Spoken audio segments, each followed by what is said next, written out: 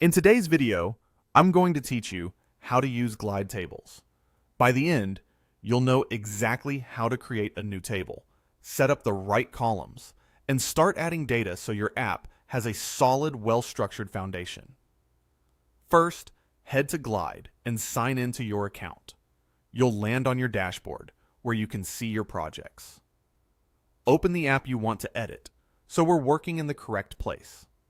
At the top of the builder, click Data. This opens the Data Editor, which is where all your app's information lives. Think of it like a spreadsheet that's tightly integrated with your app's screens and actions. Any change here will reflect in your app's behavior and display. On the left sidebar, click the Add icon, then choose Blank Table.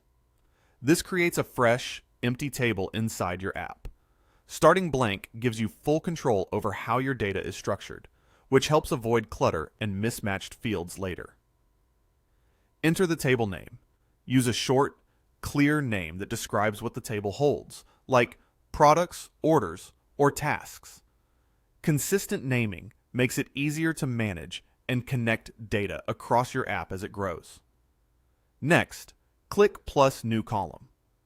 Columns are your data fields, the attributes you want to store for each item. Enter the column name. Keep it specific and simple, so anyone revisiting this later understands what goes in that field. For example, title, price, due date, or status. Now choose a column type. This part matters because it tells Glide how to treat the data. Text works for names and descriptions. Number is best for quantities and prices. Date, time, helps with scheduling and sorting.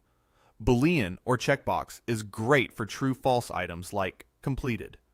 You can also use URL for links or image for image references.